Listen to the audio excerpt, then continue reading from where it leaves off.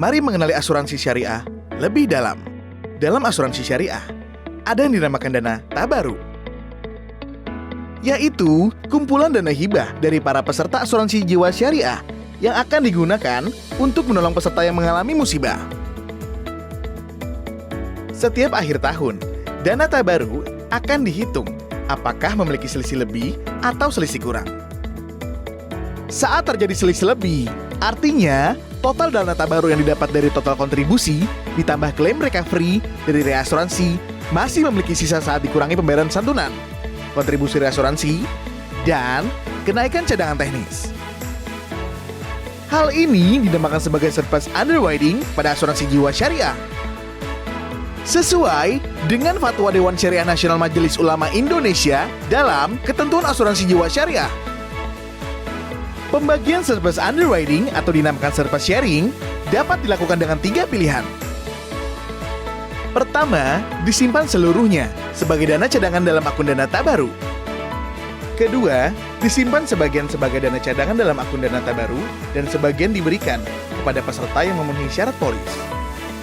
Ketiga, disimpan sebagian dalam akun dana tabaru, sebagian diberikan kepada peserta, dan sebagian diberikan kepada pengelola atau perusahaan. Perusahaan akan menginformasikan salah satu dari 3 pilihan tersebut kepada calon peserta saat pengajuan menjadi peserta asuransi jiwa syariah untuk mendapat persetujuan dari para peserta. Untuk mendapatkan surplus underwriting, ada ketentuan yang harus dipenuhi oleh peserta. 1. Tidak ada klaim yang pernah dibayar ke pemegang polis sampai dengan tanggal 31 Desember. 2. Peserta telah diasuransikan sekurang-kurangnya 1 tahun per 31 Desember. 3. Iuran tabaru telah dibayarkan sampai tanggal 31 Desember. 4. Polis masih berlaku pada saat surplus underwriting dana tabaru dibagikan. Peserta asuransi yang memenuhi ketentuan tersebut akan mendapatkan surplus underwriting. Jika tidak, misalnya karena ia telah mendapatkan santunan asuransi, maka surplus underwriting tersebut akan dibagikan kepada peserta lain yang memenuhinya.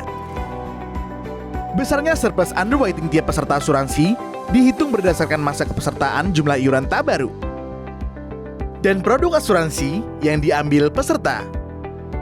Semua informasi besarnya surplus underwriting ini akan diberikan melalui surat pemberitahuan.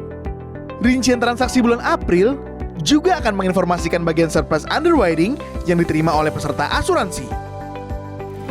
Bagaimana jika yang terjadi adalah kebalikan dari surplus underwriting, yaitu selisih kurang alias defisit underwriting?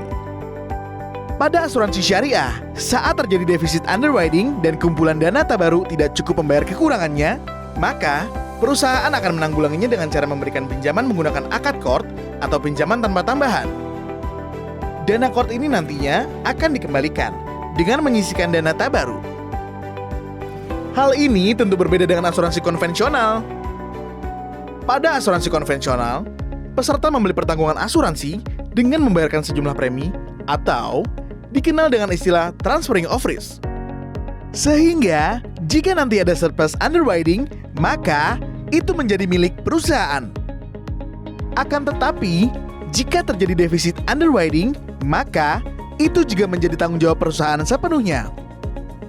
Mekanisme pengelolaan surplus underwriting yang berbeda ini merupakan salah satu perbedaan utama antara asuransi syariah dan konvensional.